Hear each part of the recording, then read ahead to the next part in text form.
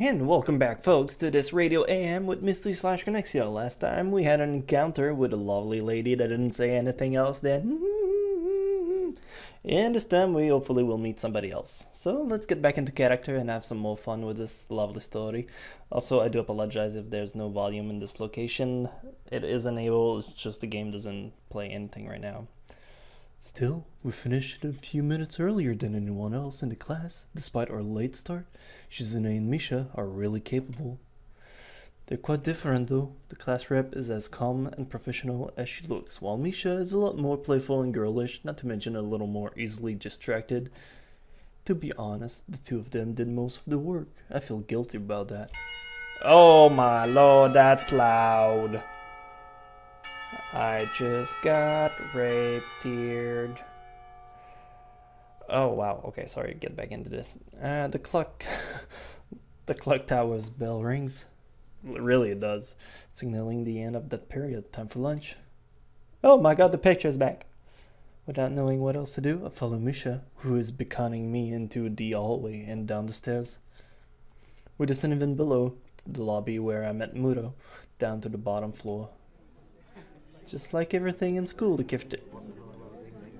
Why is this so damn loud? Chatter. Settle down, people. Just like everything else in school, the cafeteria seems too spacious and oddly modern in contrast to the classic exterior. Its big windows open to the country yard, towards the main gates. It's the cafeteria! Her enthusiasm statement of the obvious makes people around us stare, but Misha doesn't seem to care, so we proceed to the line. There's rather a long list of menu options, which seems great until I realize that many of them are to accommodate students who need special diets. How nice, it almost feels like I'm back at the hospital, eating portion measured with scientific precision to meet the needs of the patients. I pick something at the random and follow Shizune to the table, sitting opposite of her. So it's like we're dating! As I nibble indifferently at the food I'd rather not eat, Misha pokes me in the side to get my attention and points to Shizune. I don't understand signs, so the point escaped me. Maybe looking at a person who talks to you is proper and polite. Do you want to know something? What? About anything. We're your guides, so you should ask if there is something. I wonder. Ask about Shizune's deafness. I think I got everything I know. Ask about the library. You know what? I wonder about the library. I want to know about books and novels. Oh yeah, is there a library in the school? Lately I've gotten into reading a lot, so I'd like to check it out. Misha gives the cat frown that makes it clear she doesn't consider reading a healthy hobby, but then picks up her smile again. There is. It's on the second floor, so we can show it to you sometime. Thanks. I return to my food while the girls talk between themselves. Misha and Shizune sign back and forth very animatedly, throwing a sideways glance at me, but Misha refrains from translating. Maybe they're talking about secret girl stuff or something. I quickly notice a conversation in sight is not enough to fill the silence. We arrive in the classroom early, but we're not the first. The dark-haired girl I noticed before is slumped over her desk at the last row. I like her. I'm thinking about going a shot with this girl. Let's see how far it's gonna take us. Maybe I'll screw it up. She jumps a little when Misha crashes into the room with the elegance of a rhino. She shrinks deeper into her seat. I can feel her tension all the way from here, as if she were slowly turning into stone just from their presence. Misha and Shizune either notice or don't mind it, as they walk directly past her to their seats and begin to converse. I'm less wondering about her, even when their classroom slowly fills with the other student, finally the teacher. Getting to the rhythm of school does feel... Sorry, get me water first. I'm still not the best at doing this, so do give me some lineage. Getting to the rhythm of school feels strange. It's as if my brain remembers how this is done, but my body doesn't. Towards the end of class, I start yawning and counting the minutes left. I shouldn't be this tired on my first day of school. Maybe it's the long time spent in the hospital that made me like this. I'm even feeling physically weak and lifeless. Nah, school does that. Before long, the final bells ring. It's the same song everywhere in Japan. They always plays those goddamn 8 notes. School's finally over for the day. I wonder if there's like obligatory ring songs that you have to play when you're the owner of a school. It's like you have to play this particular 8 notes. Fuck everything else, just these notes. That's the song we want to hear for 5 freaking years. Anyway, besides me, Misha and Shizune are having a short conversation. After a bit, they'll rush in. Misha turns to me. Unfortunately, we can't stay and show you around today, Ichan. Oh no, that's the girl, sorry. Gotta get back into girl voice. Unfortunately, we can't stay and show you around today, Ichan. Well, you-chan. It's been a week since I've done that. Give me some break. We got to hurry already since there's a lot of work for us to do. We'll find your way around here, I'm sure of it. Oh wait, the teacher said I have to see the nurse. Where do I have to go? Oh, is that so? We can at least show you that much. Come on, the nurses have their own building, so we have to go outside.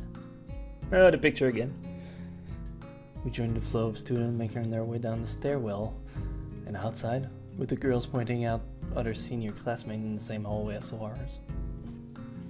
When we get outside, the girls make their way to the smaller building right next to the school. It's built in the same style, so it looks like it's actually a part of the main building.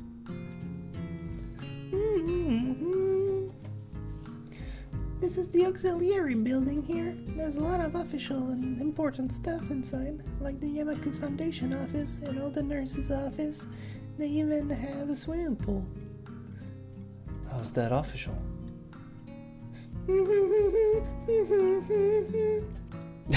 I'm sorry. Don't be silly, you-chan. It's for physical therapy, of course. Anyway, all the nursing staff facility are in there, too. The head nurse office is on the first floor. You'll be fine from here, right? We'll be going then. See you tomorrow. Yeah, thanks. Bye. A whole building for stuff that has nothing to do with the actual education. I guess it's necessary for a place like this. Ooh, creepy place. This looks like a picture that's been altered to be more animated. It doesn't feel like it's actually art. Anyway, yeah, no, the lighting is it's too real to be an actual anime painted. Feels like a picture somebody took with a camera and just blurred everything and added some filter over it to make it anime style. I walk in, hoping that this really will be only a quick visit like the teacher said. On a white door on the left is a green cross with the text head nurses. Well, why wouldn't it be a red cross? Why does everything has to be green? And a nameplate. A voice from the inside responds my knock almost immediately, but I can't quite make it out. It sounds a bit like an invitation to open the door, so I invite myself further in. And she was naked. The room is not large, and it smells strange. A friendly-looking man turns around on his office chair to face me as I enter. His desk is neat and tidy, but the bin under the table is overflowing with... Yeah, and this also looks like a picture that's been added some filtering to. The lighting is too real. I don't buy it, people. Also, why do they have the monitor screen of 1995? Ah, whatever. The table is overflowing with used medical utensil, and there are at least a dozen coffee cup rings lingering on the desk. Hello there. What can I do for you today? He's young looking and sort of rugged, but a dimple in his cheek washed that impression away when he smiled. Are you the nurse? He smiles like a person who has heard this very same question 100th time. Right, yes, I am. It says so on the door, no? You can call me by my name. I'm just the nurse like everyone else. Of course, I shaking off my confusion, realizing that I probably should grab his extended hand. His handshake is rather firm and friendly. Right, I'm a new student, and my homeroom teacher told me to come and meet you. My name is Yu the Viewer. His eyes light up with revelation, and he snapped his finger. Oh, you're that in the well, the viewer. I was just reading your file in the morning. Some kind of chronic arrhythmia and related congenital heart muscle deficiency, right? He gestured to me to sit down in a vacant armchair in the front side of his desk. Yes. Good, well, you've probably been briefed about school enough, so I'll just go over this quickly. We have all kind of facility available, mostly physical therapy and such. There's always someone from a staff around, even at night, so never hesitate to call us if there's a problem. If your heart stops beating and you need to start it again, we'll hijack a car and plug you on the battery and boost you up like it's nobody's business. Trust me, we got this. We're professional. The famous 24-hour nursing staff. Wow, this is like an hospital. Well, not exactly. Well, back to this guy. Well, not exactly. For instance, we don't do brain surgery here. We only boost hearts. His jokes feel so out of place that I'm left thinking why he even said it. Yeah, just that. It's really weird to have so many medical people at a school. You'll get used to it. I'm not sure of that myself, but I don't let the nurse know it. Now let me just find your file again. While he searched for something from his computer and shuffled stacks of paper around, I let my gaze wander around the room. It's the epitome of generic, I'd like to say. Beige wall and ceiling, dark gray laminated floor, all the equipment you'd expect to find from a school nurse office. Even the ridiculous educational poster are hanging on all four walls, reminding me to eat properly 3 times a day, and from all the food groups. Smiling, the nurse draws a thick file from the stack of similar thick files and opens it. So you already have medication for the arrhythmia. Just remember to take your pills every morning and evening, or you won't be much help. Also, make sure to carry a AA battery so we can boost you up if everything's happened. It's always, trust me, it's as good as a pacemaker gets. Apart from that, do you do any sports? Rash stuff like, I don't know, boxing, like, I don't know, underwater swimming, or I don't know, car boosting? He grins at his own joke, but I don't. Well, I played soccer occasionally with some classmates.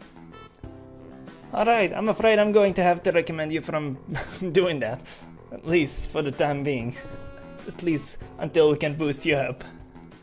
Oh.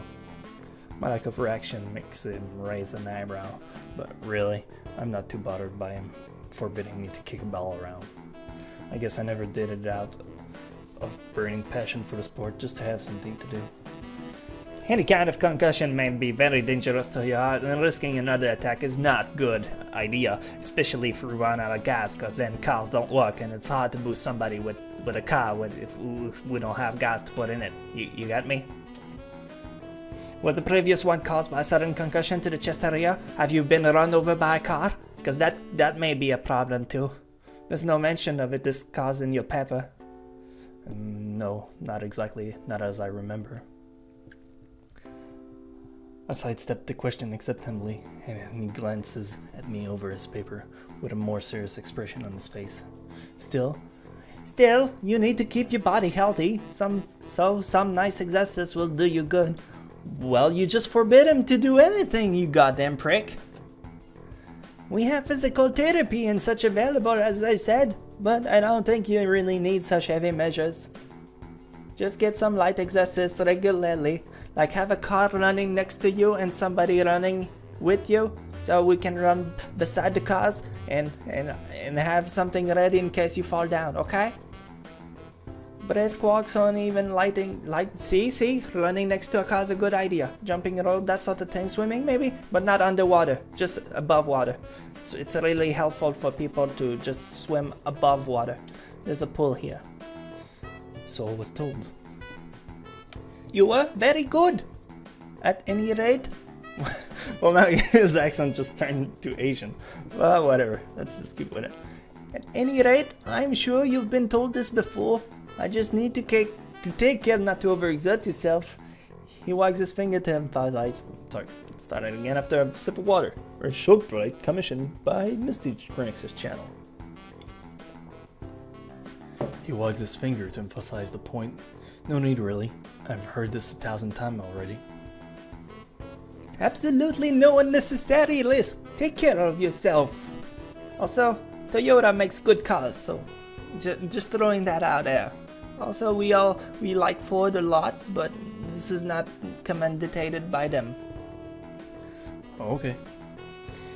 He goes over my paper one more time and sets them on the desk, obviously content. Good, that's it then. Come meet me if you need something. I'm ushered out before I realize it's a quick visit indeed. I end up standing in front of the main building and the auxiliary building, although to my eye, they still look one and the same. The first real look I get at the other students, so I watch people coming out of the school, going towards the gate and the dorms. Everyone seems to know where they're going, and I still keep thinking that most of them don't look too special for being students at a special school. Then again, neither do I. Does that make me one of them? One of us? I should go somewhere though to prevent me from getting lost. It's around dinner time, but I feel tired instead of hungry. The weariness in me only grows as I trudge towards the dorm, set a little way apart from the main building complex. Yeah, these are clearly picture. I mean, come on. It's way too obvious now. There's a garden of some sort between the school and the dorms, shrubs with flowers and that overbearing smell of fresh cut grass that fills the atmosphere. It dawns on my tired mind that the smell feels novel because I haven't been outside at all for so long. Well, that's the best gravity I've seen in a year. The dorm building is big and made of red brick. Like the others, it feels way too pompous for what it is, so I push forward going inside. It takes more time than necessary to fish out the key I was given from my pocket. Room 119. Or is it too hard to say 119? Despite the ornate exterior, the inside of the dorm is fairly new, functional, and boring. Just like the main building, the halls and doors are wide to accommodate wheelchairs. The same goes for the elevators at the end of the hallway. But everybody takes the stair, as we stated last episode. I poke my head around the corner of the common room door. Inside, a few students are watching the television. One nods and gives a quick hello before turning back to the TV. Seems that only the girls around here are sociable. I suppose that's perfectly fine with me.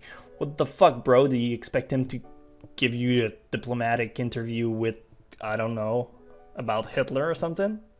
He's watching TV. If you want to talk to him, you go and talk to him. Don't give him shit because he's not saying more than a hi. Actually, it's pretty good that he turned to say hi, because normally people watching TV don't really care about people going around him. So, I mean, how about you get off your panties? Alright? Alright. Seems the only girl around here is sociable. Yeah. I climb the stairs to the upper floor. Here, small corridor branch off from the main hallway. Each of these minor halls seems to have a toilet and shower as well as 4 rooms. About halfway down the hall, I spy my room 119. Thank you very much. The nameplates on the room adjacent to mine are blank. I guess there are just 2 of us here. Light shines from below the door of room 117, so I knock lightly. Hello? Hello, is anyone home? From inside, I hear a few movements, then a clicking of way more locks than I thought these door had. After a moment, the door squeaks open. A bespectacled boy is standing in the door. Why could you not have said the goddamn world glasses? A glass boy standing in the doorway. He's looking at me very intently through the extremely thick eyeglasses. Who is it?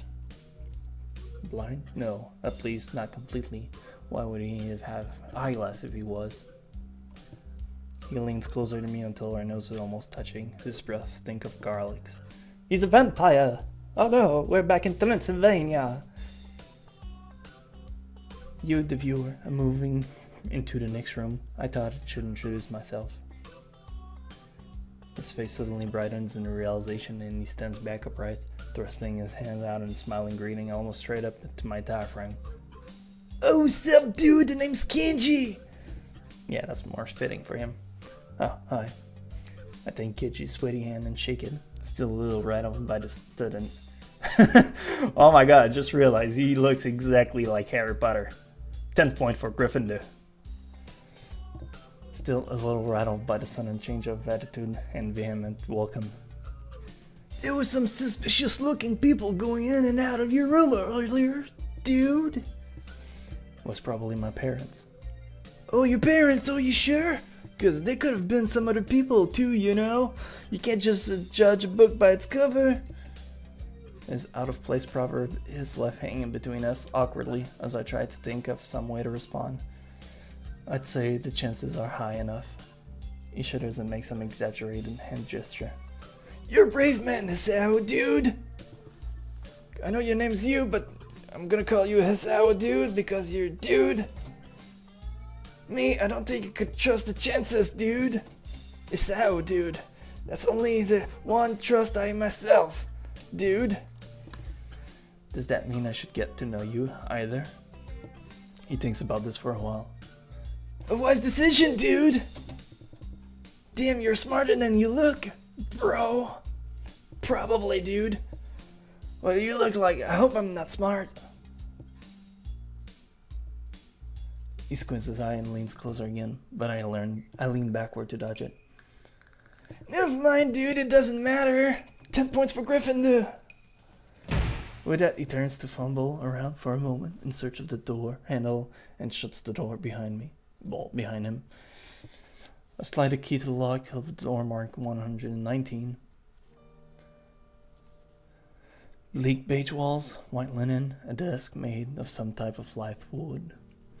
Ugly curtains. It's no one's room and personal like my hospital room was. My bags are sitting on the foot of my bed, looking a lot emptier than they did this morning. The closet is sitting open, stuck with my clothes. Also, it seems that there are a number of school uniforms hanging there as well. I notice it's pinned to the sleeve of one of the shirts. Hi, He-chan. We've unpacked your things and made... Oh, wow. Everybody's calling him Michan now? Oh, whatever. It's his mom. Okay, so I'm gonna get a mom voice. Hi, Echi. We've unpacked things and made your bed. They said that if these don't fit, then you should go to the office tomorrow. If you always have any problem, you can always call us. Love, Mom, and Dad. Well, at least I don't have to worry about unpacking. I kind of hope I would have. Then there would be something to do. It's still too early. I've put the note down on the desktop and lie down in bed and feeling drained. Lying there makes me want to read something, but I have nothing with me. I wonder if this hospital condition... I wonder if the Sorry. It's been a little long since I talked, so... I wonder if the hospital conditioned me for wanting to read whenever I have nothing to do. The restless urge just keeps growing until I have to stand up. Maybe it's stress or something. I was pretty nervous about it before coming, and for the entire day too. I still am, I think. Damn, I have to distract myself somehow, so I won't be this unnatural all the time. Tomorrow, I'll go borrow some books from the library. Yeah, I'll do that. But for now... Pills time! Let's get some cocaine ready! Yo, dude, you want some? No, dude, I'm good. Thanks, though. The bottle of medication neatly arranged on my night table catch my eye. I pick up and shake it up just to hear the content rattle inside, and then read the glued on pharmacy label. You, the viewer, 2 tablets daily to stay alive. Oh my god, that's the best pharmacist ever. Really? 2 tablets daily to stay alive? That is so unprofessional. It doesn't really say that, but it could just... Oh, okay. It's kind of twisted having your life depend on chemicals like this. I resented it a little. What choice do I have? With a sign. With a sigh, I begin my new daily ritual of taking the right number of pills from each bottle, being careful to check the correct dosage.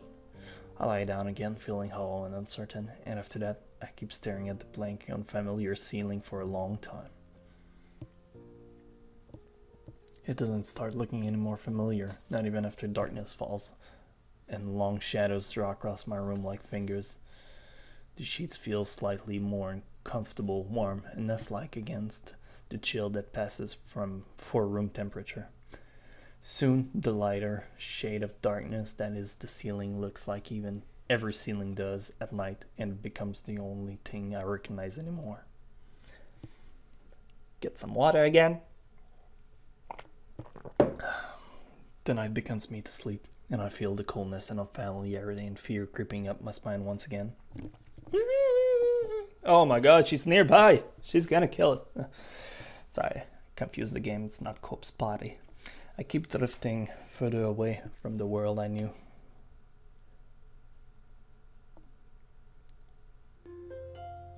Yay, hard time.